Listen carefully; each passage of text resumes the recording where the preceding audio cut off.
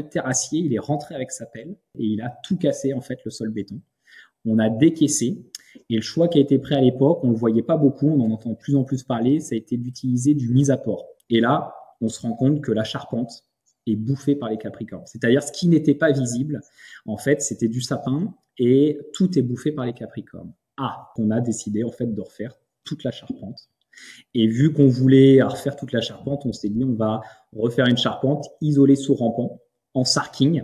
Donc en fait, on a un sarking. C'est quoi le sarking? Le sarking, c'est le fait d'isoler sur une charpente. Donc l'intérêt de cette solution, c'est que ça permet de limiter énormément les ponts thermiques.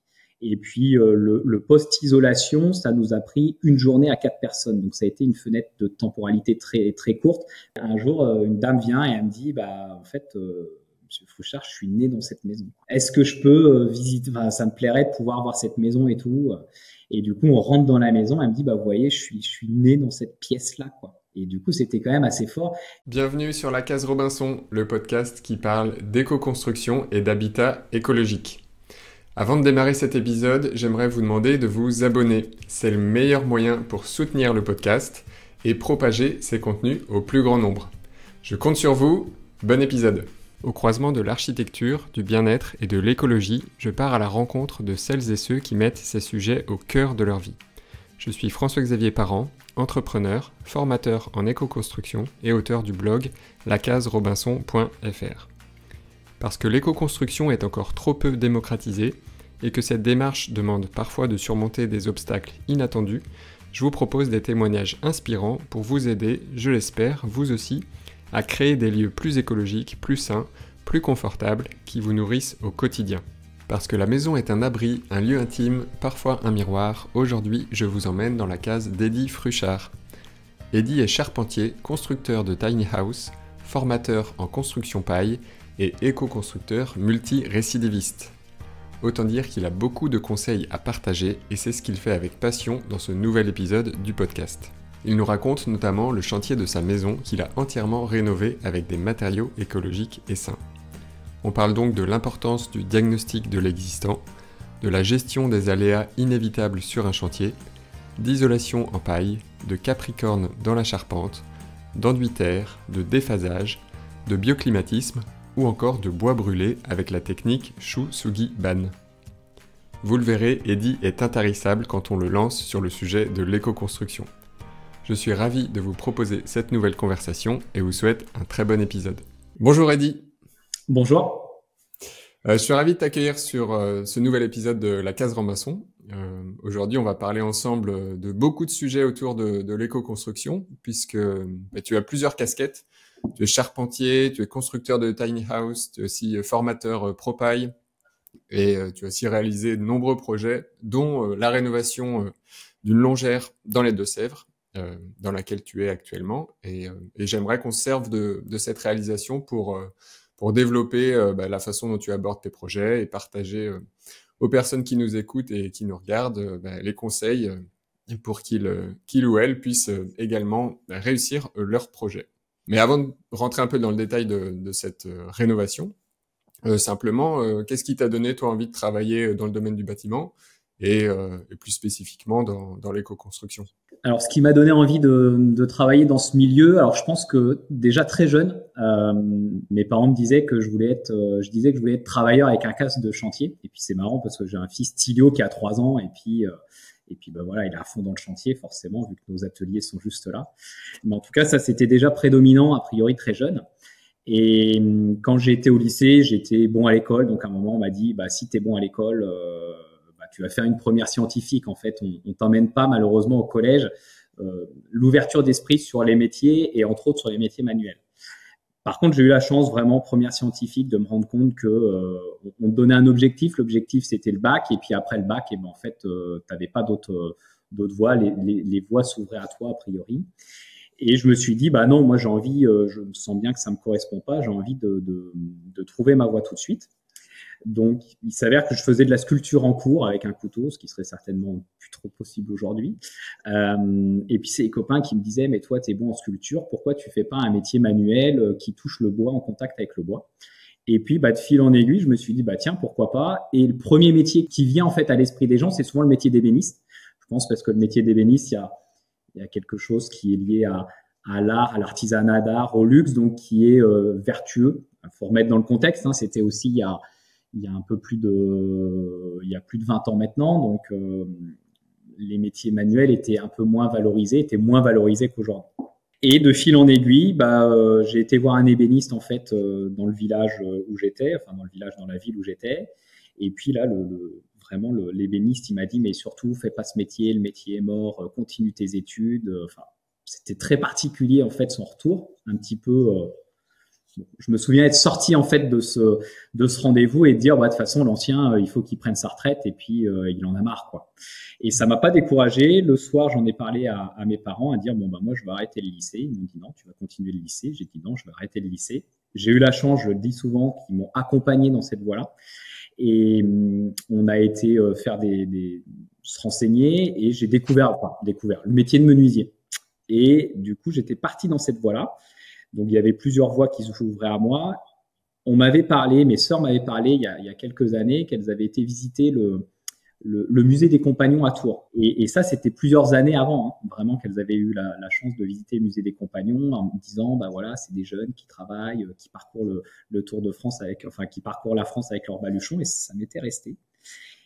Et du coup, je suis passé chez les Compagnons, donc faire des petits examens. C'est-à-dire, quand tu veux rentrer chez les Compagnons, tu as un petit examen, en gros, pour voir si tu sais lire et écrire. Et à la fin de ce test, je suis rentré dans le bureau du prévôt, donc c'est le directeur de la maison, qui est un jeune, et qui me dit, toi, vu ton dossier, t'es fort en maths, t'aimes le sport, t'es social, faut pas que tu fasses menuisier, tu vas t'ennuyer, faut que tu fasses charpentier. Et là, je le regarde, je lui dis, mais en fait, c'est quoi le métier de charpentier? Moi, je connaissais pas du tout le métier de charpentier. Et il me dit, tu vois, il y avait des maquettes, là, les chefs-d'œuvre des Compagnons qui étaient là, c'est de faire les charpentes des églises, ça peut être faire les maisons au Saturbois, etc.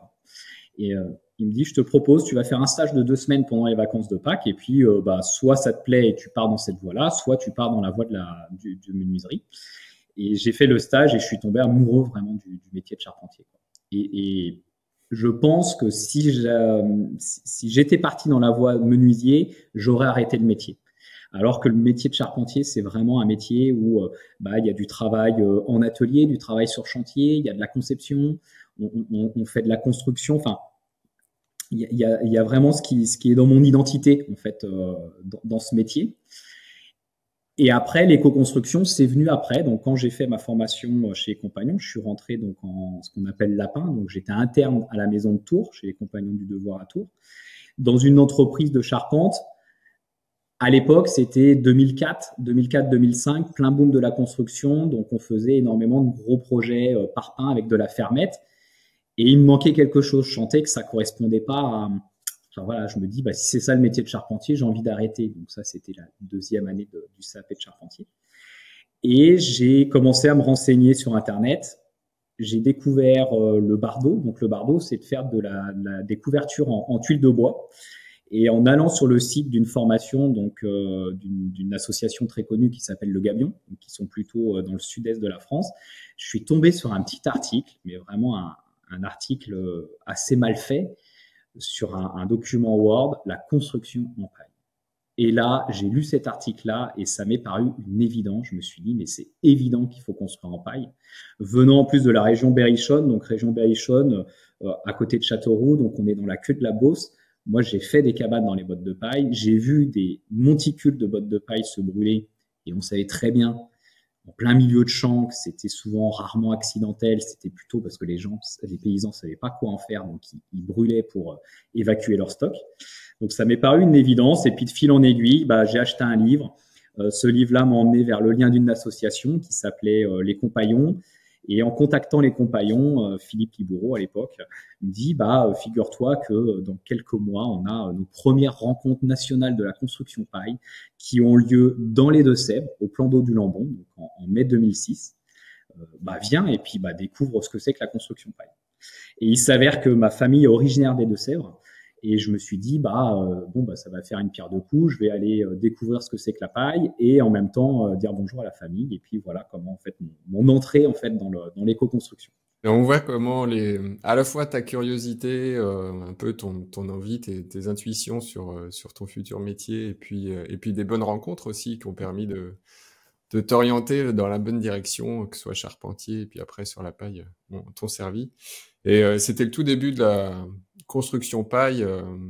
Enfin, la construction paille, ça existe depuis longtemps, mais on va dire de la professionnalisation de la construction paille, parce que si on est un peu avant 2010, c'est que un petit peu après que ça s'est professionnalisé vraiment. Et tu as pu mettre justement ces compétences en application dans le projet de rénovation dont on va parler, qui est la rénovation de ta maison aujourd'hui, qui est une vieille ferme dans les Deux-Sèvres. Est-ce que pour commencer cette présentation, tu pourrais détailler quel était l'état initial du bâtiment avant les travaux et quelle qualité tu as vu dans ce bâtiment qui t'ont donné envie de rénover celui-là et pas un autre?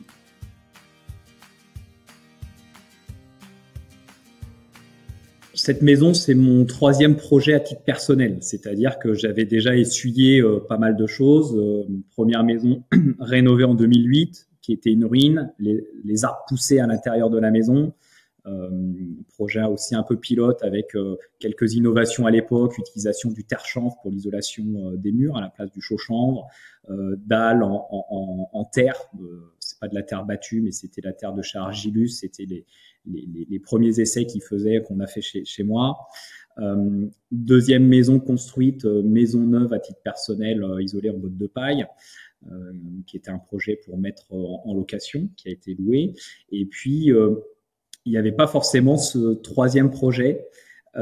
Ça arrivait parce que je suis pilote, en fait, je vole en parapente et en ULM. Et je cherchais, en fait, un terrain, pour faire ma piste de décollage, voilà, à côté de l'entreprise qui était à Vosroux. Et en tapant sur le Bon Coin, je vois ferme de 4 hectares à vendre. Je regarde les photos, plutôt mignon, à Vosroux. Je dis, dis donc, c'est curieux, quoi, d'aller voir. Il s'avère que, donc, je me renseigne, parce que c'était une agence immobilière, je me renseigne auprès des anciens du coin. Il me dit, c'est la ferme de Tartampion. Elle est juste là. Je passais tous les jours devant depuis 8 ans.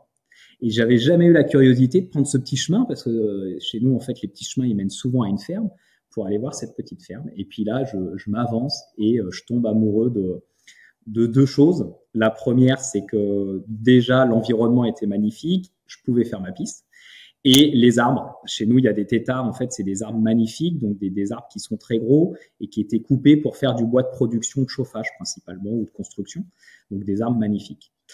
Et la maison, elle m'attire pas plus que ça. C'est une longère assez classique de chez nous, mal rénovée, du béton partout, le petit passage en béton, tu sais, d'1 mètre devant la maison. Enfin, en gros, tout ce que, quand je fais de l'accompagnement et du conseil aux clients, je dis, voilà, on va commencer par casser tout ça.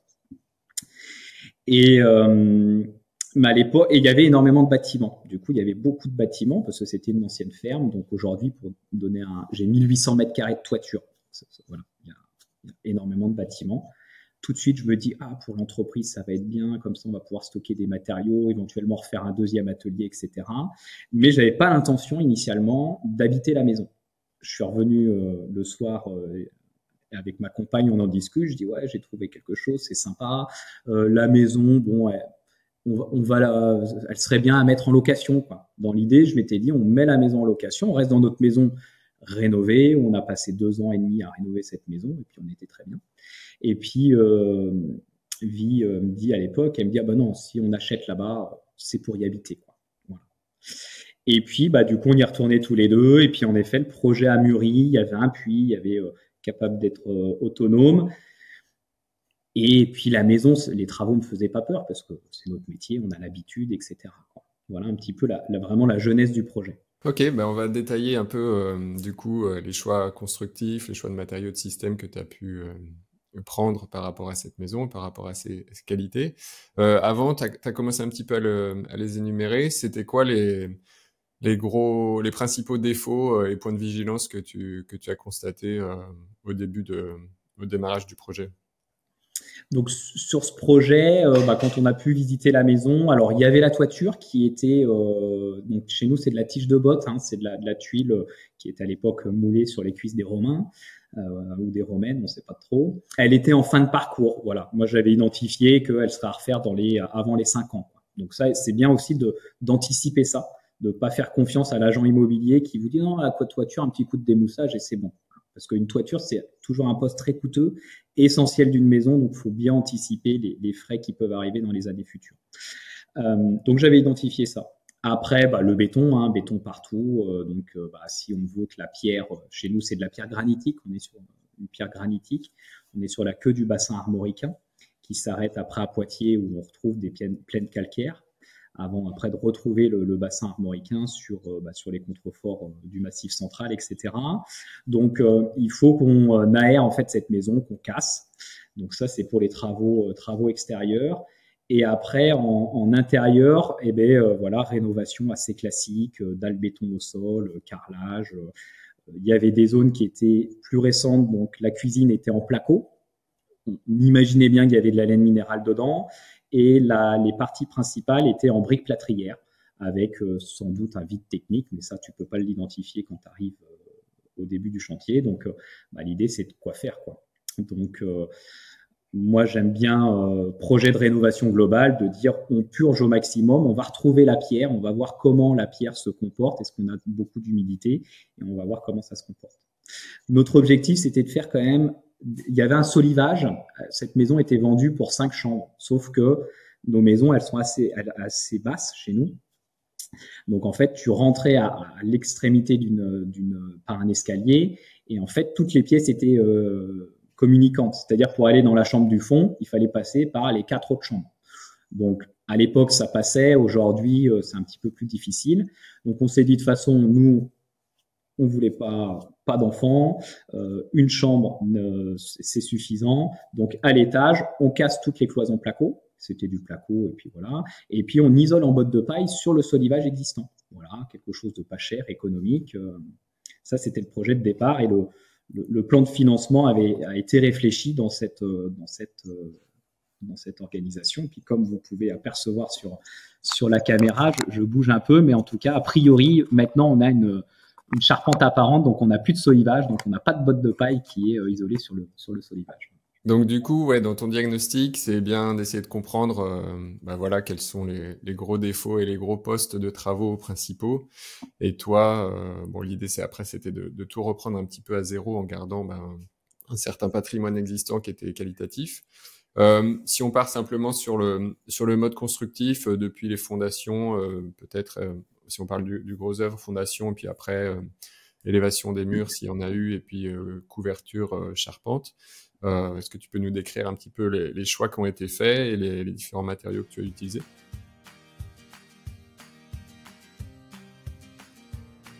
Alors les choix, je vais commencer pas par le sol, je vais commencer par la toiture. Un peu j'explique comment le projet s'est construit au fil du temps. Ce que je déconseille de faire un projet, c'est important de bien le travailler, le structurer. Nous, ça a été très vite dans notre démarche, mais parce qu'on a les compétences, on a l'expérience, on est professionnel, on a une équipe avec nous, etc. Ce qui s'est passé, c'est que on voulait donc conserver ce solivage existant. Mais j'ai dit, tant qu'on est à faire des travaux, on va casser les cloisons et on va récupérer notre toiture, enfin la volige, ce qui va nous permettre d'identifier en fait les fuites. Je rappelle, on sait que notre toiture, elle a une durée de vie de 5 ans, donc moi j'ai envie d'observer s'il y a des fuites pour pouvoir intervenir et puis la faire perdurer le plus longtemps possible. Donc pour ça, il faut que je puisse voir ma volige et identifier mes fuites. Donc je casse en fait le placo, la laine minérale qui était posée à l'époque. Et là, on se rend compte que la charpente est bouffée par les capricornes. C'est-à-dire ce qui n'était pas visible, en fait, c'était du sapin et tout est bouffé par les capricornes. Mauvaise expérience de chantier. On n'a pas pu identifier ce qu'il y avait derrière le placo parce qu'à un moment, j'ai pas pris mon marteau pour faire un petit trou. Et donc là, à un moment, il faut prendre des décisions. Il s'avère que le solivage existant, à ce moment-là, il était relativement bas. Et moi, en tant que charpentier, notre première maison, on avait aussi une maison, ce qu'on appelle des fois les gens à cathédrale. On voulait pas se sentir oppressé, donc j'ai dit ok, c'est pas grave, on coupe le solivage et on va refaire un solivage plus haut pour gagner en fait du volume à l'intérieur de nos pièces. Et quand on a eu tout ça qui s'est embriqué, en fait, on s'est dit ben non, en fait, l'un comme l'autre, on avait envie de conserver en fait cette volumétrie parce qu'on avait on apprécie en fait ces gros volumes. Donc voilà le choix, c'est-à-dire qu'on a eu la mauvaise expérience de la charpente, donc on a décidé en fait de refaire toute la charpente. Et vu qu'on voulait refaire toute la charpente, on s'est dit on va refaire une charpente isolée sous rampant en sarking. Donc en fait, on a un sarking. C'est quoi le sarking? Le sarking, c'est le fait d'isoler sur une charpente plutôt souvent existante. Là, en l'occurrence, elle est neuve. Et on a isolé en botte de paille. Voilà. Donc l'intérêt de cette solution, c'est que ça permet de limiter énormément les ponts thermiques. Et puis le post-isolation, ça nous a pris une journée à 4 personnes. Donc ça a été une fenêtre de temporalité très très courte parce que en fait on met nos bottes de paille en quinconce, on vient comprimer légèrement et après on repose nos chevrons, donc qui vont supporter après la couverture et qui font notre débord de toit, qui font le passement de toiture. Et on considère que le sarking c'est plutôt une isolation par l'extérieur pour les personnes qui sont pas forcément sachantes. C'est une isolation par l'extérieur, donc c'est intéressant, notamment en rénovation, même en site occupé, c'est possible de venir isoler la toiture sous rampant comme ça, mais par l'extérieur pour améliorer la performance de cette toiture. Donc toi, en botte de paille, quelle épaisseur de botte tu as mis et quelles contraintes potentiellement ça peut avoir enfin, contraintes et inconvénients. Les contraintes, c'est peut-être le poids quand même de la paille par rapport à d'autres typologies d'isolants. Et les avantages d'avoir choisi la paille plutôt qu'un autre, tu peux nous les citer? Ouais. Alors du coup, les bottes de paille, on est vraiment sur de la petite botte de paille agricole. Donc, premier avantage, c'est que c'est ultra local. Hein. Elle venait de mémoire, elle venait de Saint-Mexan-l'École, donc moins de 20 km du site. Donc là, c'est difficile de faire plus circuit court que ça. Donc ça, c'est le premier avantage de la botte de paille, coproduits agricoles, stockage de carbone, etc. Enfin, tous les sujets qu'on connaît. Donc 36 cm d'épaisseur, c'est le cul de la botteleuse qui détermine en fait notre épaisseur. Contrainte, ça peut être cette épaisseur, c'est que du coup on se retrouve avec une épaisseur de 36 cm qu'il faut gérer, anticiper. Et le poids, en effet, on est donc les bottes de paille, on est entre 80 et 120 kg du mètre cube en passe sèche. Là, on était autour de 100 kg du mètre cube, ce qui fait un poids au mètre carré aux alentours de 40 kg du mètre carré. Donc, il faut l'anticiper. Nous, c'est facile, c'est une charpente neuve, donc elle a été dimensionnée en fonction. Alors, chez nous, on a le panneau 3 plis là que vous voyez les chevrons, donc qui sont voilà. Et puis entre les chevrons, on voit un panneau. Donc, c'est un panneau de 3 plis qui fait notre finition. On a posé ça sur les chevrons. Dessus, on a posé un frein vapeur Intello hydrovariable. Nos bottes de paille sont posées directement dessus. Ensuite, on a une épaisseur de chevron qui va nous faire notre débord de toit. Et dans cette épaisseur, on a isolé avec 8 cm de fibre de bois, donc de la fibre de bois Steico à 55 kg du mètre cube. Par-dessus, on a rajouté un panneau, ce qu'on appelle isolaire, donc c'est anciennement Pavatex, maintenant Soprema, qui fait 35 mm d'épaisseur et qui est également par pluie, qui vient nous faire en fait couper les ponts thermiques liés au chevron et puis faire une sécurité en cas de petite fuite sous les tuiles. Voilà, donc on a vraiment un complexe, on a une résistance thermique de 10 en toiture, ce qui est énorme. Donc c'est comment on arrive à gérer justement esthétiquement tout cet apport d'isolant thermique qu'on a fait.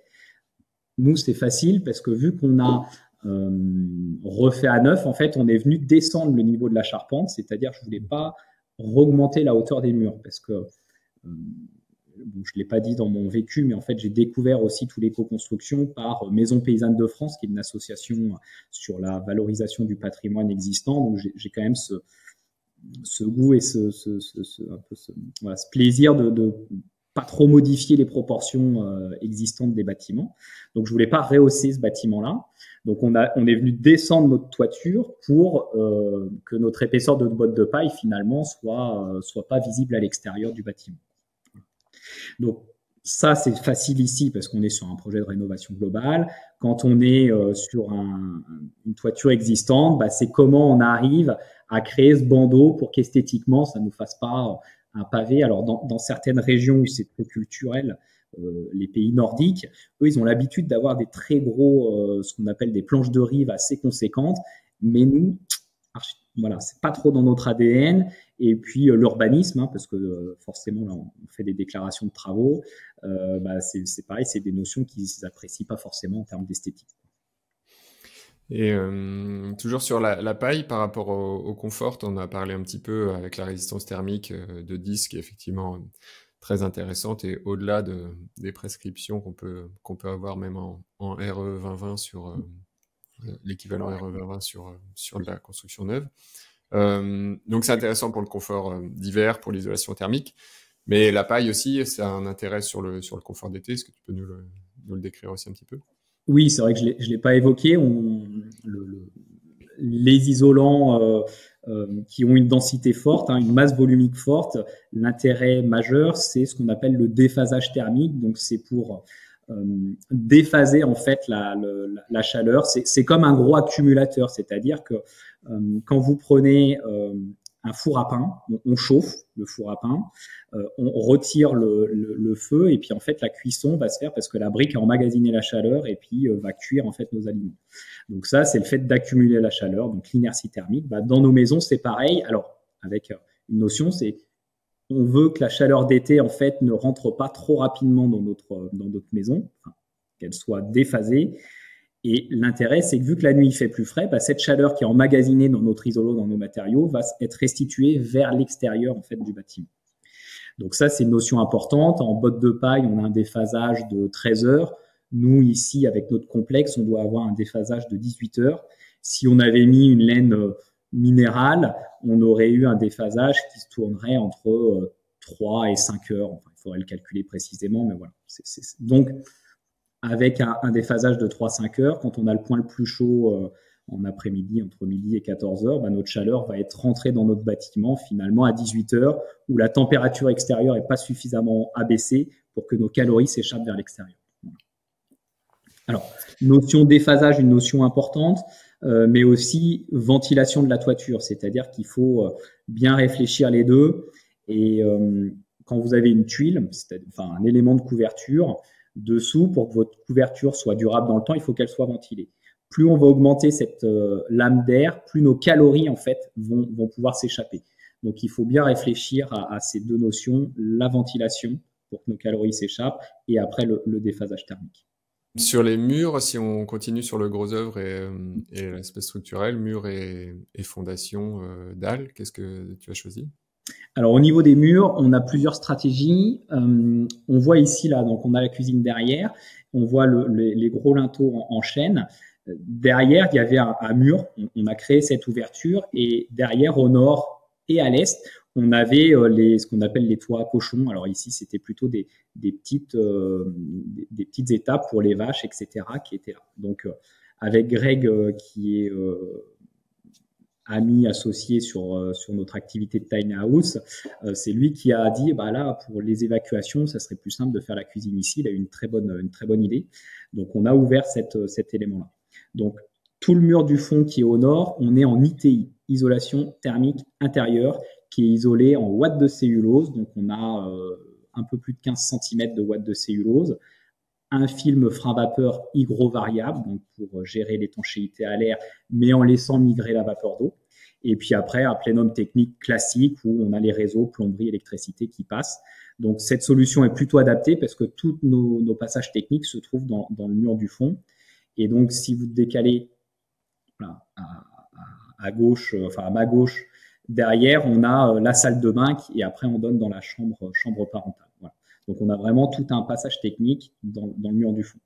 Ensuite, vous voyez, vous avez la petite lampe, alors c'est pas efficace, la petite lampe, on a un plafond sous rampant qui est lui isolé, pas en botte de paille ici, mais en ouate de cellulose pour des questions de gestion d'épaisseur. Et donc ce mur-là, il se trouve à la fois à l'intérieur, mais à partir de l'entrée qui est ici, il se trouve à l'extérieur. Donc ici, on a isolé par l'extérieur. Donc en fait, on est isolé ici par l'intérieur, isolé dans les chevrons porteurs, par l'extérieur, et ça rejoint notre botte de paille. Devant, vous ne le voyez pas, mais devant moi, on est sur notre mur en façade sud. Donc le choix ici, ça a été de faire un correcteur thermique. Donc on est en correcteur thermique terre-chanvre. avec un enduit de finition. Pourquoi on n'a pas isolé? Parce qu'on est sur un mur capteur et en fait, on a des grandes baies vitrées. On a un grand mur rideau qui se trouve ici sur ma droite, une grande baie vitrée à gauche. Un correcteur thermique intérieur, du coup. Ouais, correcteur thermique intérieur. Bon, l'efficacité réelle des correcteurs thermiques, ils sont surtout à l'intérieur. Donc, c'est de couper la sensation de parois froides de notre maçonnerie. On va dire que c'est le point faible de la maison. Il se trouve ici, en fait, il se trouve à cet endroit-là. Après, à ma gauche, on est sur un grand pignon. On a fait un choix un peu osé qui est de faire une ITI, isolation thermique intérieure, en bottes de paille. Pourquoi? Parce que j'avais une grande pièce. Le séjour ici fait 60 mètres carrés, donc pour vivre, il n'y a pas besoin d'autant. Donc, on a décidé de réduire un peu la surface. Donc ici, là, on se trouve sur une ITI, isolation bottes de paille. Pourquoi je dis que c'est risqué? Parce que isolé par l'intérieur, on a des risques forts de ce qu'on appelle de point de rosée. Donc, le point de rosée, c'est quoi? C'est quand notre humidité traverse nos couches d'isolant, à un moment, elle va rentrer avec des matériaux qui vont être plus froids et l'humidité va du coup condenser. Donc, on va avoir de l'eau à l'état liquide dans notre mur. Plus on isole, en isolant du côté intérieur avec des fortes épaisseurs, on a une grande chance en fait d'avoir des points de rosée qui se font à l'interface isolant maçonnerie. Le choix qu'on a fait ici, ça a été de coller les bottes de paille avec un petit enduitaire pour faire ce qu'on appelle une continuité capillaire. Se dire, OK, on va avoir de la condensation, on le sait, mais par contre, cette condensation, on va vouloir qu'elle puisse, par capillarité, soit s'assécher vers l'extérieur, soit du côté intérieur. C'est pour ça qu'ici, sur notre botte de paille, on a de l'enduit. Donc, si jamais j'ai vraiment une tache d'humidité importante, en hiver, en fait, elle va apparaître du côté intérieur de la maison et tout simplement, ça va sécher naturellement. Alors, le jour où je verrai une tache de condensation, je commencerai à quand même un petit peu à m'inquiéter. J'ai jamais pris encore le soin d'aller percer avec mon testeur d'humidité. J'ai envie de le faire, mais bon, il faut un moment se dire où est-ce que je perce pour aller voir les taux d'humidité en plein hiver. Mais je pense que je le ferai peut-être à Noël. Tiens, ça sera mon cadeau de Noël. Et ici, bon, vous voyez là, façade sud. C'est là, en fait, où on a un grand mur rideau. Bon, la luminosité n'est pas terrible, mais voilà, on a notre grand mur rideau. Donc, on n'avait pas énormément, finalement, de surface à isoler. C'est pour ça qu'on n'a fait qu'un correcteur thermique. À ma droite, on avait un mur porteur en pierre et on voulait changer, en fait, de côté la porte. Donc, le choix qui a été pris, c'est de dire on casse ce mur porteur qui nous apporte pas grand-chose. Ça facilitera où est-ce qu'on veut faire la porte. Et on a isolé, en fait, en botte de paille ce mur-là. Pour quelle raison? Choix phonique, en se disant ça va phoniquement être très intéressant. Le choix, c'est qu'à l'époque, le module qui était à côté, je voulais que ça soit un module, une coquille isolée, c'est-à-dire si j'en ai pas besoin l'hiver, je ferme la porte, je la chauffe moins et du coup, on réduit en fait nos surfaces d'isolation thermique et de besoin de chauffer en fonction de nos modes de vie. Il s'avère qu'entre les deux, le parcours de la vie a fait que j'ai eu un fils et que maintenant c'est la chambre de mon fils qui est en haut, etc. Donc ça a besoin d'être isolé, en tout cas d'être chauffé en permanence. Mais demain, on peut vraiment réfléchir ces modulables, ce qui se faisait en fait dans les grandes maisons à l'époque, les châteaux, l'hiver ou même les maisons, les demeures, on avait plusieurs pièces qui étaient souvent occupées l'été et puis du coup en hiver on se concentrait dans 1, 2, 3 pièces maximum de la maison. C'était de réfléchir sur la même solution, d'où l'isolation en botte de paille de ce mur-là. Et on n'avait pas besoin de place. On avait un mur de 50, on se retrouve avec un mur de 50. Donc en fait, ça ne change pas les dimensions de notre maison existante. Ok, très clair. Sur peut-être les fondations, la dalle de sol, est-ce que tu as isolé déjà ton plancher bas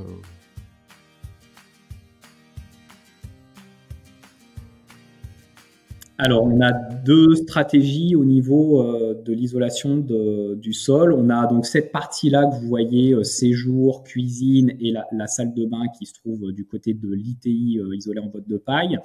Il y avait une dalle béton sur cette partie et pour rappel, les anciens toits à cochons, c'était encore du pavé, donc du pavé de granit qu'on a enlevé. Donc, on a fait toute la charpente, on a laissé la dalle béton et après le terrassier, il est rentré avec sa pelle. Donc ça, c'était un peu osé et il a tout cassé en fait le sol béton. On a décaissé et le choix qui a été pris à l'époque, on le voyait pas beaucoup, on en entend de plus en plus parler, ça a été d'utiliser du mise à port. Du mise à port, c'est quoi? C'est de la mousse de verre en granulé qui est donc thermiquement isolant. 20 cm, on doit avoir une résistance thermique équivalent à 2, qui est imputrescible, donc qui ne pourrit pas, et qui est drainant, donc qui laisse drainer si on a de l'eau, etc. Donc on a posé ça sur une couche de 20 cm d'épaisseur. L'intérêt, c'est que ça nous évitait d'avoir à trop décaisser en fait notre sol pour préserver ce qu'on appelle le bulbe de compression. C'est quoi le bulbe de compression? C'est que notre maçonnerie, qui existe depuis ici 150 ans, il est posé sur de la terre. Et dans le temps, il s'est créé une bulle de compression, donc un espèce de V comme ça, 45 degrés, qui fait que notre terre est comprimée. Le risque quand on fait des travaux comme ça, extérieur-intérieur, c'est qu'on vienne casser en fait ce bulle de compression. Donc à un moment, votre terre, elle va être obligée de se recomprimer, et c'est là que les fissurations peuvent se créer dans les maisons d'habitation. Donc grâce aux mises à port, à cette solution technique, ça nous a évité de décaisser trop profondément. Et ce qui a été osé, ça a été de dire, on va faire une chape liquide, donc en hydride exactement, c'est une chape liquide qui est souvent posée sur les planchers chauffants, donc de 5 cm d'épaisseur. Le chapiste, il me dit, ah ben non, moi je veux pas, c'est pas dans mon DTU, etc. Je dis, je suis professionnel, c'est moi qui porte la responsabilité s'il y a quelque chose, donc on fait une chape liquide. Donc on a posé un frein à vapeur Intello qui évite que la chape liquide rentre en fait dans ce mise à port. Et puis on a coulé une chape liquide de 5 cm. Elle est restée un peu plus de 2 ans sans être recouverte. On a eu une petite fissuration à un endroit, mais vraiment strictement rien. Et par-dessus, après, on a posé donc un complexe des tasseaux pour poser notre parquet massif qui se trouve ici. Là, c'est un parquet massif en chêne qui a été scié à une vingtaine de kilomètres d'ici. Dans ce vide technique, on se retrouve avec de la chaîne vote, et tout en périphérie des murs, ce qui était en contact avec la maçonnerie, enfin le mur existant, avec du liège. Pourquoi ce petit complément d'isolant? C'est pas trop thermique, c'est plus phonique pour éviter en fait la caisse de résonance à cause du vide. Dans la cuisine, on voit que c'est de la pierre, donc on n'est pas sur du travertin, on est sur de la pierre de Chauvigny, donc, qui est une pierre qui se trouve à 50 km de chez nous, donc locale, qui a été posée sur un fermacelle sol, qui lui est posé sur une fibre de bois rigide, et après lui-même posé sur la fameuse chape liquide. Donc ça, c'est un peu je vais pas dire l'innovation, la particularité. Le mise à port à l'époque, ça s'utilisait pas beaucoup. Alors à l'époque, c'est pas si vieux que ça, mais donc j'ai acheté en septembre 2016, donc tous les travaux ont démarré en septembre 2016. Il y avait quelques projets, mais moins. Aujourd'hui, il y a un vrai engouement sur l'utilisation du mise à port, et tant mieux. Et après, l'autre chose osée, c'était juste la chape liquide dessus, ce qui fait qu'on a un complexe finalement de sol tout compris qui fait 32 cm d'épaisseur. Donc une solution quand même très, très peu épaisse. Si on avait fait la même chose avec, par exemple, un hérisson, une chape isolante, chaud chanvre ou chaud liège, donc on aurait été à 20 cm, 15 cm de chape isolante, plus après un complexe minimum de 8 cm. Donc on aurait été plus épais que la solution qu'on a ici. Voilà. Et oui, t'as parlé du hérisson. Tu as choisi de ne pas faire de hérisson, de ne pas faire de drainage dans ton mise à port parce qu'il n'y avait pas besoin d'évacuer de l'humidité excessive dans ton sol? Parce que normalement le mise à port a validé sur les fiches techniques, mais pour moi le mise à port fait cet office de hérisson, c'est tout son avantage là. On a la terre, qui est une terre ici très argileuse chez nous. On a posé un géotextile, donc un géotextile de terrassier, pour pas que justement cette terre remonte dans le mise à port et puis vienne colmater un jour le mise à port. Dans cette maison, on n'a pas mis de drain parce que dans la première maison qu'on a rénovée, où on avait un hérisson, on avait mis quand même un drain pour évacuer, en fait, récolter l'eau et l'évacuer à l'extérieur. Ici, là, j'ai un petit trou de mémoire, mais je crois qu'on n'a pas eu besoin de le faire. Voilà. Ok. Et sur la dalle, enfin la chape liquide de 5 cm, ce qui est osé, c'est pour des contraintes structurelles de poids. et de charge superficielle, c'est ça, c'est de ça dont tu Ouais, parles? c'est juste que en fait, c'est hors DTU, hors document technique unifié, donc le chapitre se connaissait pas. Moi, je lui dis, en fait, le mise à port, aujourd'hui, c'est des solutions techniques qui sont utilisées pour reposer des chapes structurelles dessus, voire même on pose des petits immeubles sur ce type de solution. Une fois qu'en fait c'est damé, c'est-à-dire damé avec un dameur une plaque vibrante, on vient damer, c'est incompressible. C'est-à-dire que ça, on ne peut plus le comprimer. Donc en fait, il n'y a pas de déformation, il n'y a pas de tassement dans le temps. Donc, sauf que personne connaissait. Bon, moi, je n'avais jamais fait, je n'avais pas non plus entendu parler de ça. Donc, du coup, on a tenté, il n'y avait pas de raison et ça a très très bien marché. Ok, très clair. Et en parallèle de ça, tu l'as évoqué au tout début, tu avais curé, piqué les murs des enduits ciment, béton, du cheminement béton aussi qu'il y avait à l'extérieur qui pouvait faire office de chemin, mais aussi qui empêchait l'humidité du sol de remonter, etc. Ça pouvait charger les murs en humidité. C'est ça aussi que tu as fait.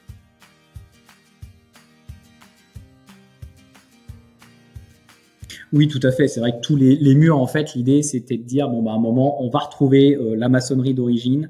Donc, on a tout piqué. Au rez-de-chaussée, il y avait, ce qui était assez classique à l'époque, on avait une peinture qui était toute moisie. D'ailleurs, c'est intéressant, il y a des photos où on casse la brique plâtrière et derrière, il y a de la moisissure. Donc, en fait, on respire ça. On a cassé la petite couche de plâtre qui avait été posée et qui était posée sur un enduit à la chaux. Donc, on a vraiment tout purgé. Et à l'étage, vu que c'était le grenier à l'époque, on avait un enduit à la chaux, donc lui qu'on a laissé, du coup, parce que ça ne servait à rien de le piqueter pour en refaire un, en fait. Donc voilà un petit peu le choix du côté intérieur. Les cheminées ont été colmatées aussi, c'est-à-dire elles ont été obstruées. Il y avait un mur parpaing qui les avait bouchées. Donc nous, on a cassé le mur parpaing pour voir s'il n'y avait pas un trésor derrière. Il n'y avait pas de trésor. Et surtout, on a rempli toute la cavité, l'intégralité de la cavité du haut jusqu'en bas avec un mélange de chaux pouzzolane pour tout simplement éviter qu'il y ait des vides d'air, des ponts thermiques dans notre mur.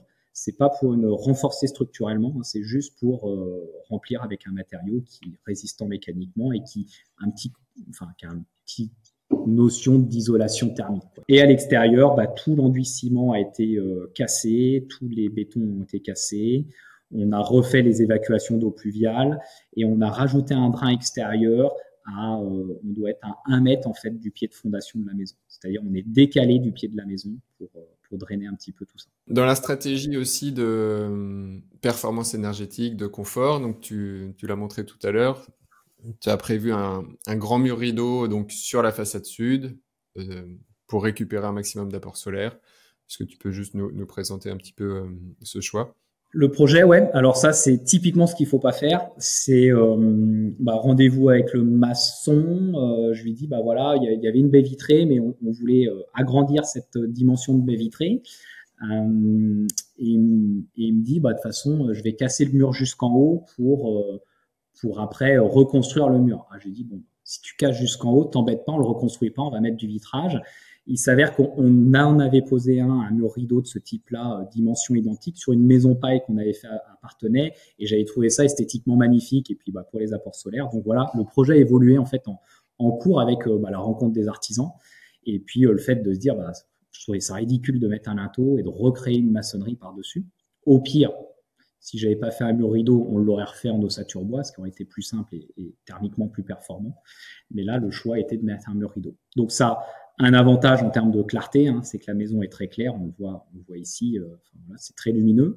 Un avantage pour des apports solaires, comme aujourd'hui, j'ai pas mon thermomètre, mais on atteint vite des 20 degrés, voire 22, 23 degrés là cette saison-là. Donc c'est presque trop chaud si on travaillait dans la maison.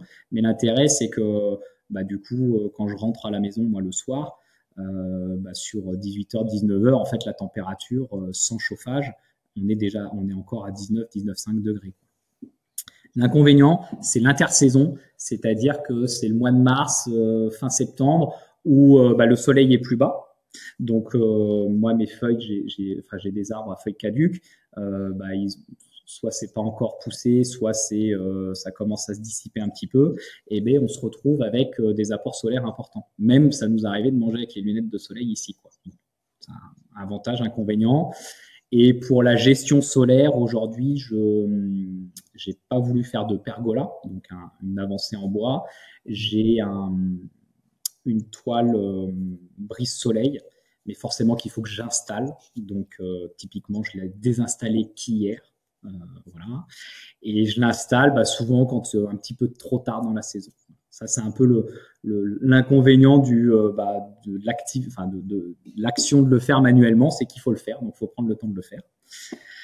Mais je n'ai pas envie de faire de pergola parce que déjà c'est très haut et je trouverais que ça dénaturerait un peu la maison. Donc j'ai mon client justement sur Parthenay, lui il a investi dans un store de 4 mètres de long, comme un store ban, qui manuel, il n'est pas électrique.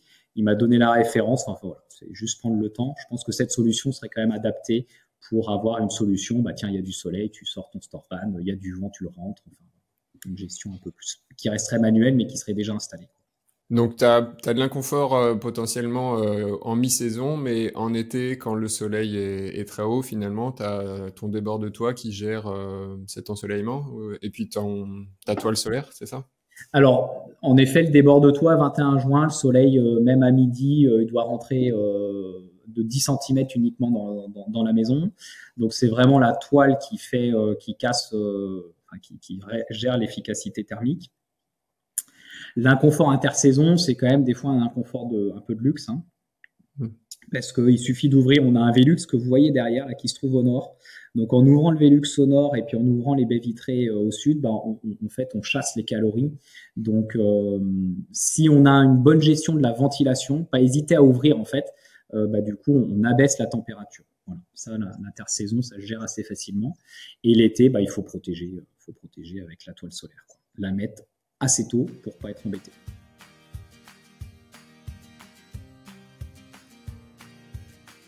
On va parler du second œuvre, tu en as un petit peu parlé déjà, mais des matériaux, des revêtements intérieurs que tu as choisis, et puis après on parlera aussi des systèmes. Donc sur revêtements muraux, revêtements de sol, tu as parlé déjà du parquet, de la pierre, des enduits correcteurs thermiques en base d'argile. Est-ce que tu as d'autres matériaux, revêtements que tu as utilisés peut-être pour faire du cloisonnement aussi et puis des finitions? Alors, on a très peu de cloisons intérieures. Donc, en effet, on est sur correcteur thermique. Même sur le mur du fond, en fait, ici, on se retrouve avec un enduit terre-paille ici, mais de 8 cm. Pourquoi ? Pour dresser les murs et pour apporter de la masse thermique supplémentaire et noyer les équipements techniques dont on parlera tout à l'heure, rien que les passages électriques, etc. L'enduit blanc que vous voyez, c'est pas de l'enduit à la chaux, c'est de l'enduit à la terre. C'est un enduit de finition à la terre qui a été réalisé. Donc ça, terre de chez local de Vendée.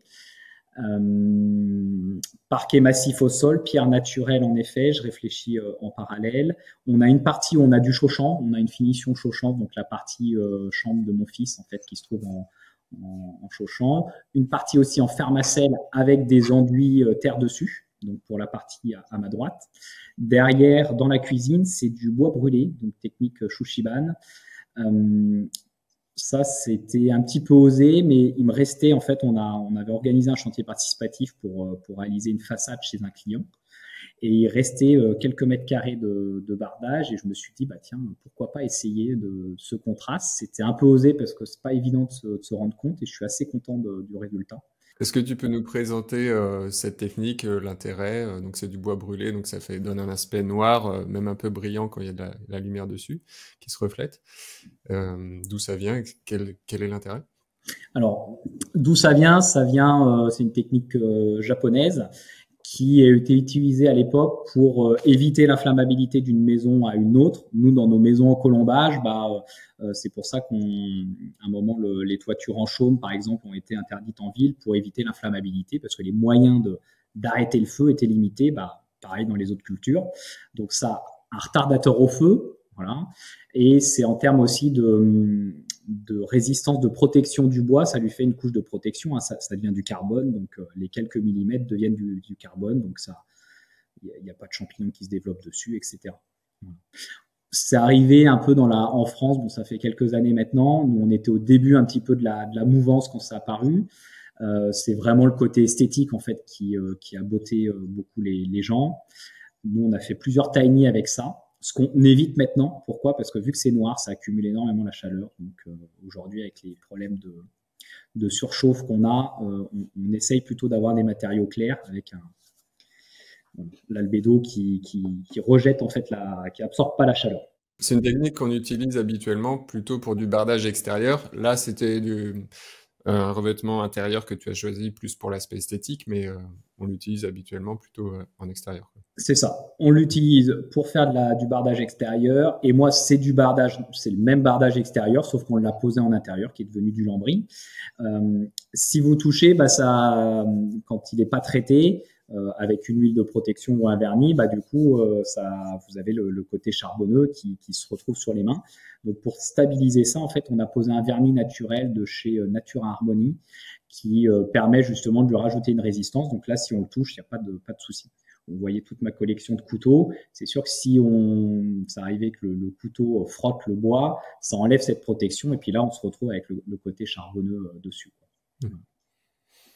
C'est très beau. Je mettrai aussi des images, bien sûr, de tout ce que tu racontes dans la vidéo. Pour les personnes qui nous écoutent en audio, vous pourrez aussi aller voir tout ça en images sur la chaîne YouTube. Ok. Est-ce que dans les salles de bain ou la salle de bain, il y a des revêtements particuliers que tu as choisis? Alors, la salle de bain, on retrouve du parquet chêne et puis de la pierre naturelle à la sortie de la baignoire. On se retrouve avec du Fermacell avec des enduits terre. Comme ça nous absorbe les excès d'humidité. Enfin, le dégagement d'humidité est absorbé en fait par les enduits terre. Et la particularité, ça fait des années, moi, que je fais des douches et baignoires en parement bois. Donc, on a, en fait, au lieu d'avoir un carrelage ou du tas de lac, ce qui est parfois fait en matériaux éco-construction, nous, on se retrouve avec un bardage thermotraité. Donc, c'est des bois en fait qui sont chauffés dans des fours à haute température. Le bois est cuit, donc on n'a plus de développement de champignons, etc. qui se crée. Donc, j'en fais depuis des années, et puis ma salle de bain est de ce style-là en fait. Et dans la chambre, après, on se retrouve avec mixité entre du CP de peuplier en bois, donc pour la futur dressing qui n'est pas encore fait, enfin un meuble qui n'est pas encore fait. On se retrouve avec des enduits à la terre et on se retrouve avec des enduits au plâtre aussi. Donc, très bien fait par Lila qui a fait une formation en éco-construction et qui a fait beaucoup d'enduits dans cette maison. Donc, c'est vrai que c'est chouette d'avoir cette diversité de matériaux.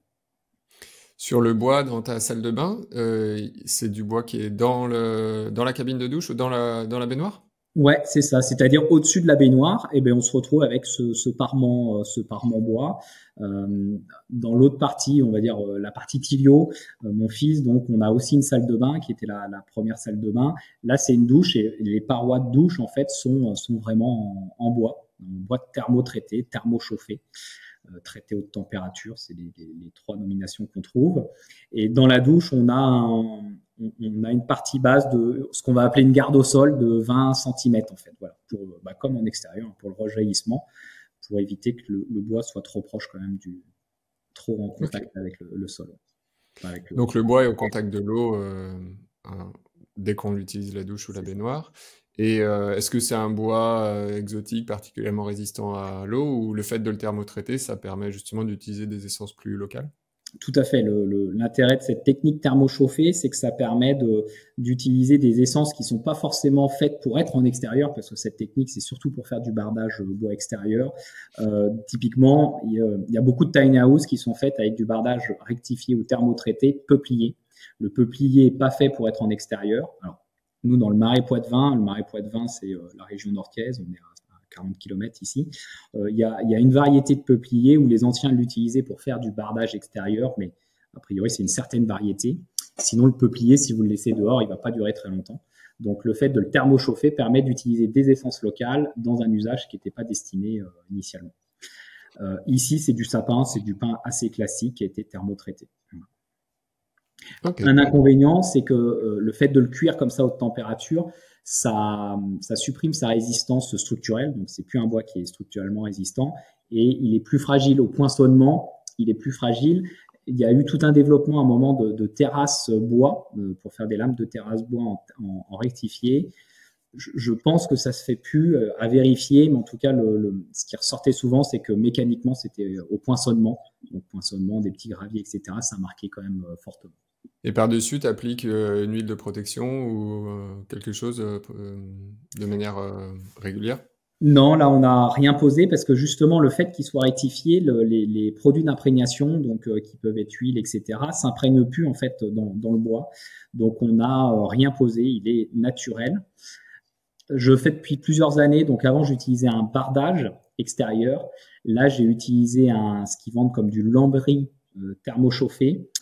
Je me rends compte que le lambris thermochauffé doit être moins monté en température. Donc, si j'avais à refaire aujourd'hui mes salles de bain, je le referais avec du bardage rectifié. Bardage plus épais, on serait sur du bardage donc 22 mm. Là, on est sur un bois qui fait 16 mm, mais je prendrais le bardage parce que je pense que la durée de cuisson du bois est plus longue que pour du lambris. Sur les systèmes, on voit qu'il y a un poêle à bois derrière toi. Qu'est-ce que tu as choisi pour le chauffage, pour la préparation de l'eau chaude, pour la ventilation aussi, et peut-être aussi des choix sur l'eau et l'assainissement?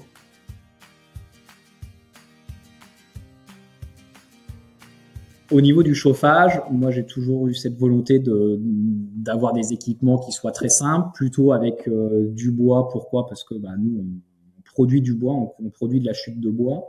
Donc souvent je me chauffe à 90% avec la production, avec les déchets qu'on génère dans notre activité de charpentier constructeur bois. Voilà la première raison.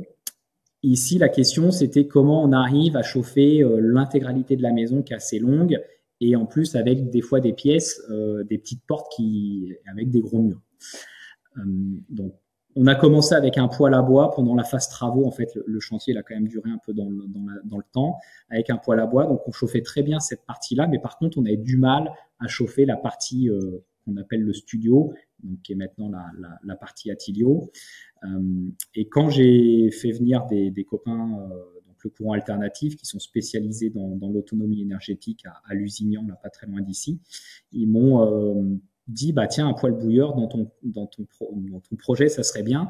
D'autant plus qu'on avait dans la partie studio des radiateurs qui étaient existants parce qu'il y avait un système de chauffage au fioul à l'époque quand on a acheté.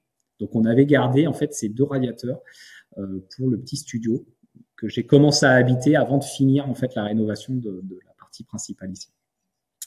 Et donc, je suis très content de ce système-là. On a un petit poêle bouilleur ici de 15 kW. 80%, je crois, ça chauffe l'eau chaude. Donc, en fait, on chauffe. Il y a un circulateur qui va chauffer en fait un ballon qui se trouve dans ce qu'on appelle la chaufferie. On a 500 litres d'eau qui sont pour alimenter les 2 radiateurs et on a des murs chauffants. Donc derrière, là, ce petit soubassement ici, c'est un mur en pierre. Il y a un mur chauffant qui rip aussi. Voilà, tout le mur qui est là-bas a aussi un mur chauffant. Et j'ai un mur chauffant également dans ma chambre. Donc température basse température. Donc on a vraiment une répartition homogène de la chaleur dans toute la maison, ça c'est top. Et ça nous chauffe aussi l'eau chaude sanitaire. Donc on a une réserve de 60 litres d'eau qui chauffe l'eau chaude sanitaire. Donc pour cette maison. Et à côté, j'ai un petit local une petite construction de 50 mètres carrés, réhabilitation des anciens, ce qu'on appelle le balai chez nous, un monopente qui fait office de studio, donc qu'on loue en Airbnb et qui nous sert pour l'équipe en hiver pour manger dedans. Et donc ça chauffe aussi l'eau chaude sanitaire de là-bas. Donc c'est vraiment un système top parce qu'avec ce petit poêle à bois là, on chauffe quand même l'intégralité de la maison. Inconvénient, c'est que si on n'alimente pas le poêle à bois, ce qui m'arrive beaucoup parce qu'en ce moment je suis beaucoup parti en déplacement pour former un peu partout en France, et l'eau chaude se chauffe pas. Donc on a une petite résistance électrique qui sert pour chauffer l'eau chaude sanitaire forcément l'été. Donc ce que j'ai fait, c'est que j'ai installé un système photovoltaïque de 6 kVA en autoconsommation pure. Pourquoi aussi gros? Parce qu'en fait, on a l'activité professionnelle qui se trouve sur le lieu. Donc, nous, on peut être 4-5 à travailler ici. Donc, l'autoconsommation est quasiment totale. Et l'intérêt quand on a du soleil, c'est que c'est le photovoltaïque qui va chauffer l'eau chaude sanitaire avec la résistance. Un peu le pilotage qui a été choisi. D'accord. Ok. Donc 6 kVA, ça fait quoi? Ça fait peut-être une vingtaine de mètres carrés à peu près que tu as installé? C'est une bonne question. On a 16 panneaux. Donc 16 panneaux, ouais, un peu plus. ça doit faire un peu, pas loin de 20 mètres carrés, tout à fait. Ouais. Ok. Sur la ventilation, c'est un sujet qui est important dans tous les projets, mais notamment dans les projets de rénovation pour évacuer l'humidité, les polluants, etc. Qu'est-ce que tu as mis en place? Alors, c'est vrai qu'au niveau de la ventilation, donc ventilation VMC contrôlée, mon choix, dans tous les projets que j'ai fait à titre perso, j'ai jamais mis de double flux. Je suis conscient de l'utilité et du bénéfice d'une double flux. Par contre, pour moi, il faut investir dans du matériel de qualité, que ça soit dans les tuyaux, etc. Et après, il faut réfléchir où les mettre. Donc là, typiquement, dans ma solution, là, mettre des tuyaux VMC, c'est pas forcément évident. Donc, je suis sur une VMC simple flux qui va extraire l'air vicié dans les pièces nécessaires, donc la cuisine, les salles de bain et toilettes du lieu. Donc, pour évacuer finalement les polluants, etc. En termes d'humidité, on a quand même des matériaux qui ont une grosse capacité à absorber un peu l'humidité en excès. Dans les maisons pierres, les 2 maisons pierres que j'ai fait, on est quand même souvent sur des taux d'humidité qui dépassent on est aux alentours de 60%, voire un petit peu plus en fonction. Je pense, dans les différents retours de chantier que j'ai, parce qu'on en a fait une trentaine, une quarantaine de gros projets de maisons comme ça, on est souvent sur des taux d'humidité importants, ce qui est normal parce que les murs sont en contact avec le sol, donc une partie de l'humidité du sol remonte par les murs. Sur le lot, l'assainissement, est-ce que vous êtes simplement raccordé au réseau du lieu? Comment ça se passe? Est-ce que vous avez fait des choix particuliers? Alors, Montravel, c'est une ferme de 4 hectares. Typiquement, c'est moi qui ai emmené l'eau du réseau, donc l'eau de la ville, entre guillemets. Depuis tout le temps, ils ont toujours vécu sur le puits ici, jusqu'à 7 foyers, plus de 250 animaux, etc. Le puits a toujours fourni. Donc, on est toujours alimenté sur le puits. Et vraiment, j'ai l'eau en cas de secours, l'eau du réseau en cas de secours, ou quand on a des événements, parce qu'on loue le lieu aussi, quand on a des événements, on tourne sur l'eau du réseau, comme ça en termes de qualité sanitaire, on est garant, ça évite de faire un test d'eau à chaque fois. Donc ça, c'est pour l'eau.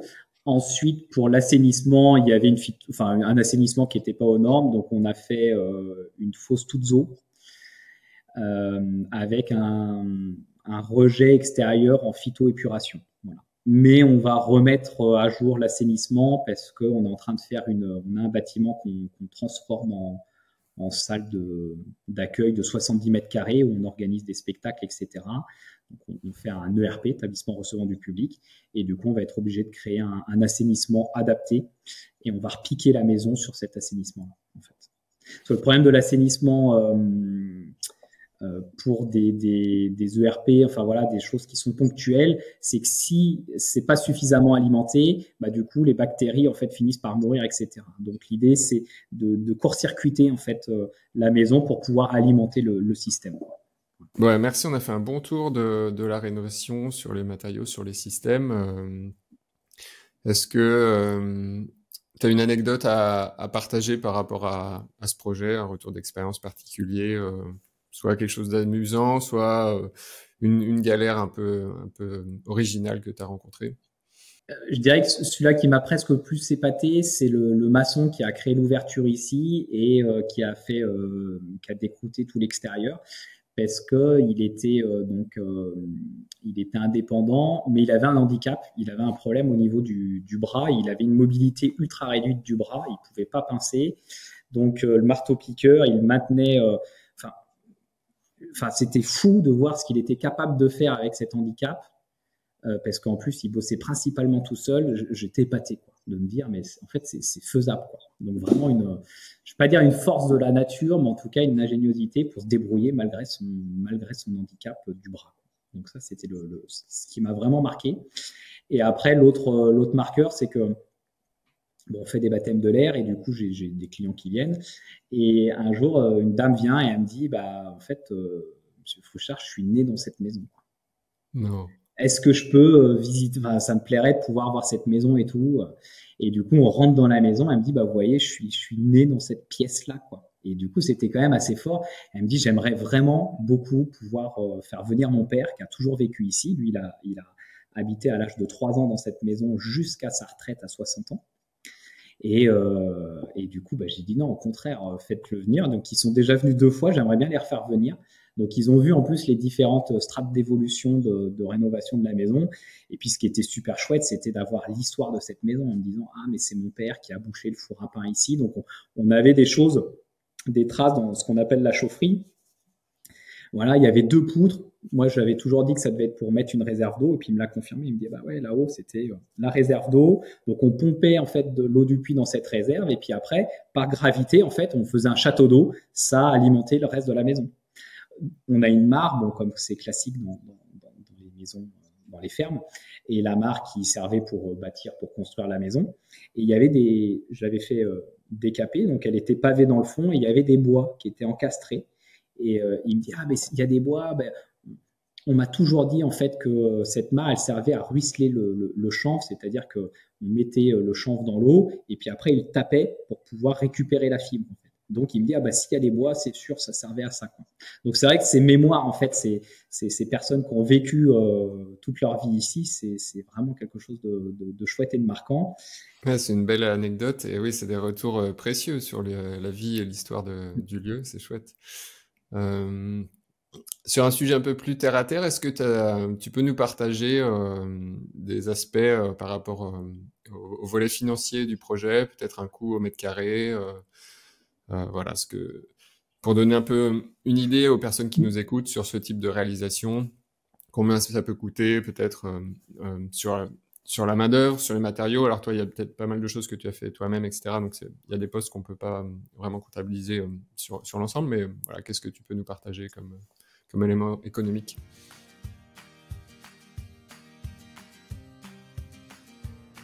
Alors, ce que je peux partager, c'est que déjà, c'est la seule maison où j'ai pas voulu compter le temps et coûter combien réellement elle m'a coûté. Toutes les autres, je savais, j'avais des tableaux, je suis un peu un psychorigide des chiffres, avec le temps exactement, artisan, lot par lot, etc., le prix. Ici, je me suis dit, moi, j'ai envie que cette maison, de pas avoir ce bride financier. Alors, c'est facile à dire, on a tous un budget, mais moi, j'ai décidé d'étaler le projet dans le temps.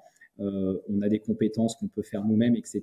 Donc, ce travail-là, je l'ai fait pour l'article de la maison écologique et pour être honnête, je me souviens plus du tout des chiffres. Et ce qui est très compliqué, vous le voyez pas ici, mais là, on a un grand site, on a 4 hectares, on a énormément, 1800 mètres carrés de toiture, comme je l'ai dit. Donc, il y a beaucoup de choses, en fait, qui sont venues, des urgences, en fait, des toitures qu'il a fallu reprendre parce que sinon, ça allait s'écrouler, etc. Donc, il y a vraiment un package qui est pas évident à intégrer dans le lot. Un projet comme celui-ci, si on devrait le refaire aujourd'hui que par des artisans, ça serait un budget très fort, très haut. On serait à facilement 2000 euros du mètre carré habitable si c'est pas un peu plus. Hein. Donc, tout en sachant que là, on a 140 mètres carrés habitables sur ce projet. Pourquoi? Parce qu'en fait, on a gardé pas grand-chose. Hein. On a gardé juste les murs en pierre. Donc, les murs en pierre. Et encore, ils nous ont compté, entre guillemets, de l'argent parce qu'il a fallu les conserver, casser l'enduit, etc. Et casser l'enduit, ça coûte presque le même prix que d'acheter un bardage bois si on était en maison ossature bois. Quoi. Voilà. Donc, on est vraiment sur un projet assez ambitieux. Par contre, l'intérêt de ce type de projet, c'est que c'est des technicités qui sont accessibles à un autoconstructeur en chantier participatif avec des accompagnateurs comme moi je le fais depuis 20 ans et plein de collègues le font maintenant, où on est capable de venir accompagner une journée, 2 jours, 3 jours pour vous lancer le chantier et puis que vous puissiez faire vous-même. Et c'est ce qui va permettre en fait de réaliser ce type de projet. On va avoir des matériaux qui coûtent peu cher. Un enduit terre, ça coûte pas très cher.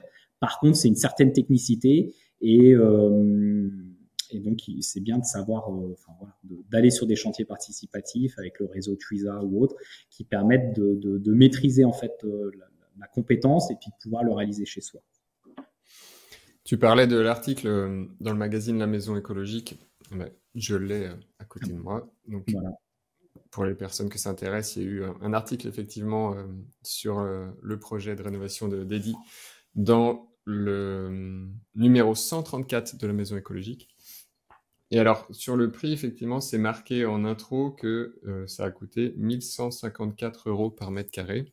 Alors, je ne sais pas exactement quel est le détail et ce que ça comprend, mais pour une rénovation complète, exemplaire, comme ça, avec des matériaux très qualitatifs, très performants, c'est un prix qui est quand même bas, voire très bas. Donc, c'est intéressant. C'est bas pourquoi? Parce qu'en fait, dans le projet, il y a très peu d'artisans qui sont intervenus. Donc, s'il fallait qu'on rajoute le taux de main-d'œuvre, dans des projets maisons neuves, etc., c'est 50% de matériaux, 50% de main-d'œuvre. Donc là, si on rajoute 50% de main-d'œuvre, pas tout à fait 40, on se retrouverait aux 2000 que je parle tout à l'heure, quoi, 2000, 2100. Quel conseil, toi, tu donnerais à une personne qui a un projet comme ça, qui justement, comme tout un chacun, cherche à faire un peu des économies dans son budget, quel poste sur quel poste il faudrait mettre du budget parce que c'est vraiment important pour toi par rapport à des objectifs de performance, de confort. Et puis sur quel autre on peut plutôt justement trouver des astuces intéressantes pour faire de belles économies et réussir comme ça à trouver le bon équilibre financier sur son projet. Alors, ce qui est important dans un projet, si c'est un achat, c'est de faire faire une visite avec des gens qui vont être neutres pour avoir un diagnostic un peu global du projet. Moi, j'ai fait annuler des ventes, alors mais parce que la couverture, en fait, ils n'avaient pas repéré qu'elle était à refaire. Et du coup, donc très important, c'est de regarder ce qui est important. C'est-à-dire que une construction, une maison, sa fonction première quand même, c'est d'avoir un toit sur la tête pour éviter qu'il pleuve à l'intérieur, donc qu'il y ait de l'infiltration d'eau, etc. Donc ça, c'est la priorité absolue, c'est d'être après étanche au vent, etc. Mais il faut que la toiture, ce qui porte le reste, soit en bon état, ainsi que les matériaux, que le gros œuvre soit en bon état. Et ça, c'est pas évident à observer. Vous voyez, même moi, professionnel de la charpente, j'avais une attaque de Capricorne que j'avais pas vue parce que c'était caché derrière le placo. Donc, et ça a des incidences qui peuvent être très lourdes et qui sont difficilement maîtrisables par un autoconstructeur de faire du gros œuvre. Donc ça, c'est la priorité, bien se faire accompagner avec un regard, pas le cousin, pas le copain qui est déjà à sa deuxième, troisième, cinquième rénovation parce qu'ils vont pas être objectifs. Parce que du coup, il y a un lien amical, il y a un lien familial qui va faire que c'est biaisé. Ça, c'est le premier conseil que je donnerais. Ensuite, en termes d'économie, le plus simple, c'est en fait ce qui est pas important, c'est-à-dire ce qui est pas important, c'est quoi? D'avoir la cuisine dernier cri. Et ben ça, c'est pas forcément hyper important. Ça peut se refaire assez facilement. Un escalier, moi je donnais souvent ça au niveau des gens. L'escalier, c'est un élément important si on a un étage, mais en tout cas, c'est un meuble. C'est-à-dire qu'on peut très bien commencer par un escalier qu'on a acheté sur le Bon Coin ou autre de récupération. Et quand on a une enveloppe budgétaire, on va avoir un bel escalier fait par un artisan ou fait soi-même qui va coûter 3 000, 4 000, 5 000 euros. Mais ça, c'est le premier poste d'économie. Si on est en rénovation et qu'en fonction de la configuration, les poêles à bois, là, c'est un système qui est technique, complexe. Mais par contre, dans les autres rénovations qu'on a pu faire, on avait des fois qu'un poêle à bois parce que la maison se prêtait à avoir un poêle à bois. On achète sur aujourd'hui des poêles à bois d'occasion, ça s'achète et ça coûte pas cher. Et quand on a plus de moyens, on va installer le poêle à bois qui nous plaît bien. Après, où il faut pas faire de concessions, c'est sur les travaux d'isolation. Aujourd'hui, malheureusement, on fait trop de concessions, c'est-à-dire quand il y a des bureaux d'études thermiques qui travaillent, il y a énormément de recherches qui sont faites et d'argent qui est mis sur calculer la performance thermique du bâtiment. Malheureusement, derrière, la mise en œuvre, elle est mal faite. Si c'est des artisans, c'est qu'ils savent pas poser des isolants correctement, parce que du coup, je pense, parce que moi je suis formateur sur l'isolation insufflée par machine, bah voilà, il y a pas de formation obligatoire aujourd'hui sur la ouate de cellulose ou la fibre de bois pour ce type d'isolant. Il y en a une aujourd'hui sur la paille hachée, mais pas pour les autres isolants. Bah, si il n'y a pas de formation, on ne sait pas faire. Donc, on va mal faire. Il va y avoir du tassement et des ponts thermiques. Et je trouve que ça, c'est dommage. Donc, ne pas faire de concessions sur la qualité du matériau isolant et surtout de sa mise en œuvre. Parce que l'isolant qu'on met aujourd'hui dans nos murs, c'est pas là pour 10 ans ou 15 ans ou 20 ans. C'est là pour bien plus. La maison feuillette, maison en botte de paille, 1920, l'isolant est toujours là et en bon état. Donc, il faut vraiment qu'on fasse des choses qui soient pérennes. Merci pour ces conseils. On arrive à la fin de la discussion. Alors, il y a une question que je pose à tous les invités, mais on a la réponse en image ici avec ton projet. C'est à quoi ressemblerait pour toi ta maison idéale? Je te la pose quand même si la réponse, voilà, si tu as un autre projet en tête et des choses que tu souhaiterais faire différemment, mais est-ce que, voilà, à quoi ça ressemblerait pour toi ta maison idéale si c'est pas déjà celle que tu occupes? Bah, ma maison idéale, celle que j'occupe, j'en suis très content. Elle est grande, donc elle pourrait être plus petite. Aujourd'hui, ça pourrait être plus petit sans problème.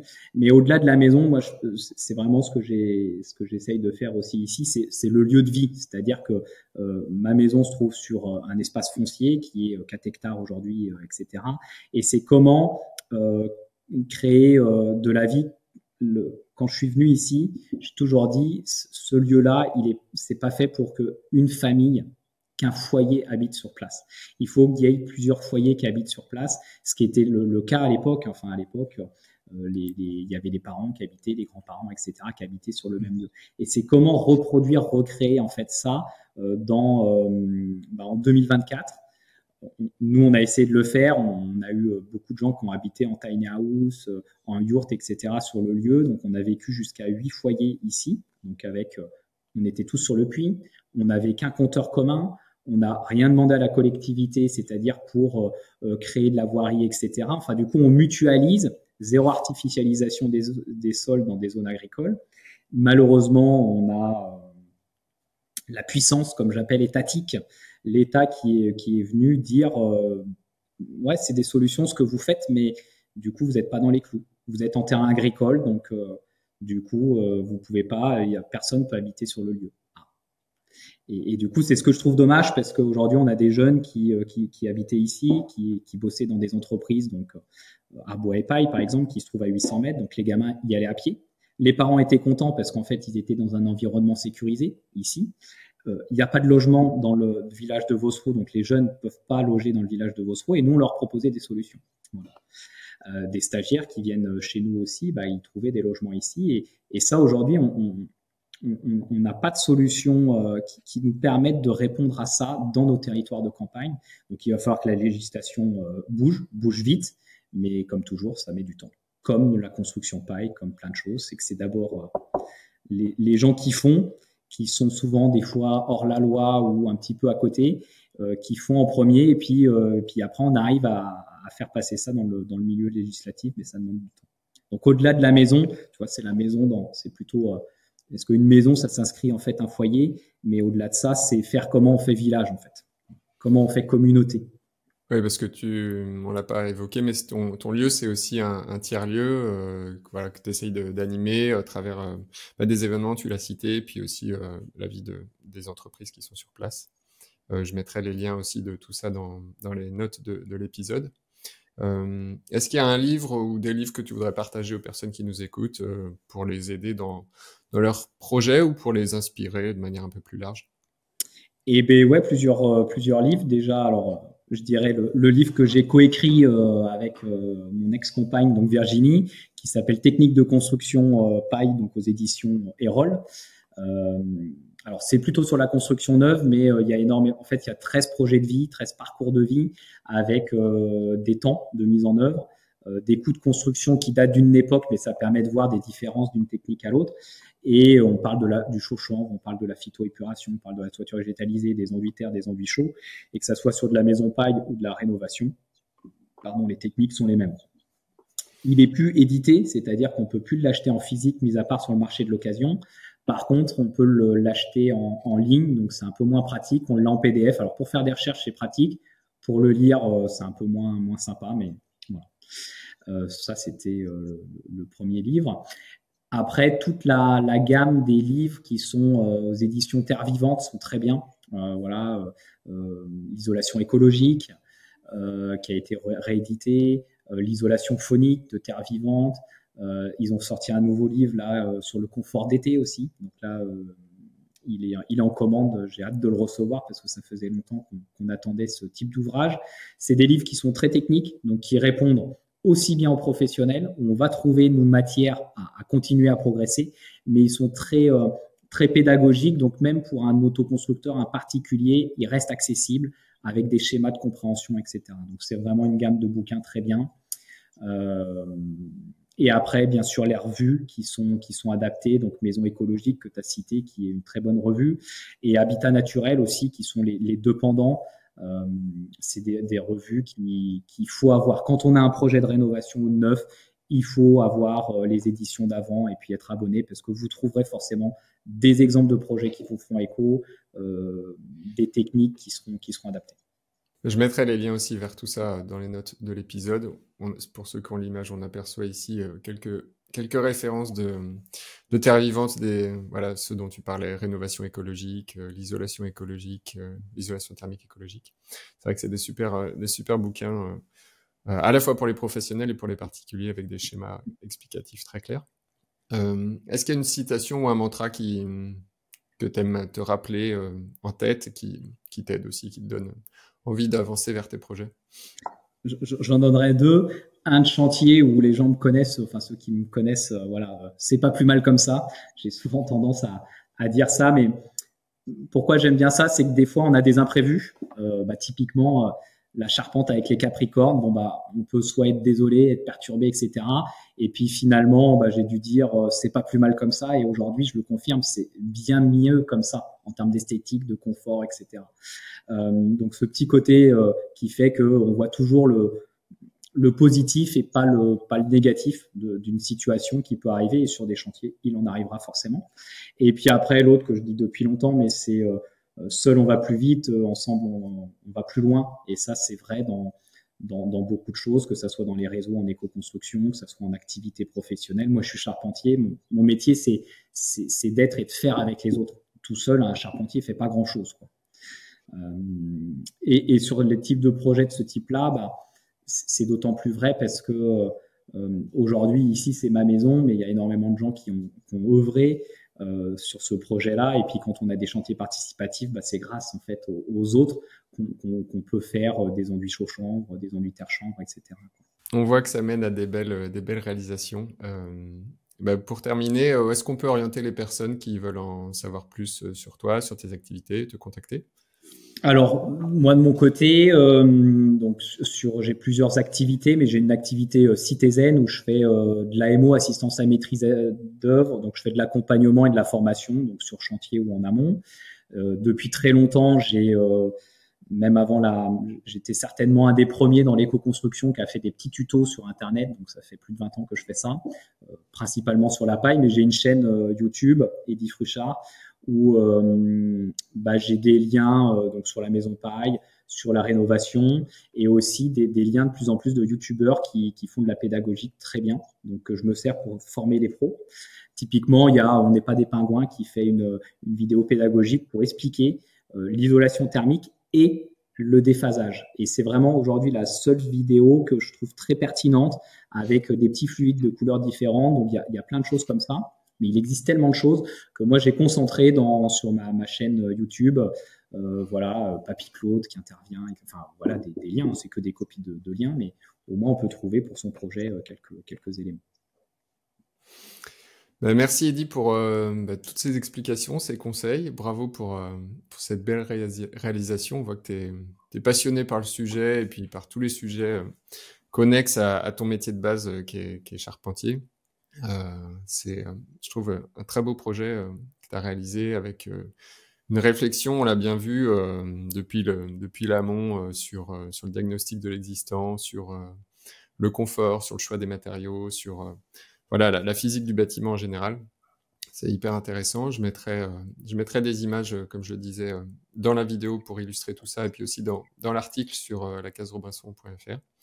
Donc merci à toi, je te dis à bientôt, puis je te souhaite le meilleur pour la suite. À bientôt, merci pour ce que tu fais. Merci beaucoup d'avoir écouté cet épisode. Vous pouvez retrouver toutes les références mentionnées par mon invité dans les notes de l'épisode, ainsi que des compléments pour approfondir ces sujets dans la rubrique podcast sur le blog lacaserobinson.fr. Si cet épisode vous a plu, vous pouvez le soutenir en le partageant autour de vous, en vous abonnant et en mettant un avis 5 étoiles sur votre plateforme d'écoute. Ça me fera très plaisir et ça permettra au podcast d'être plus visible pour m'aider à accueillir de nouveaux invités.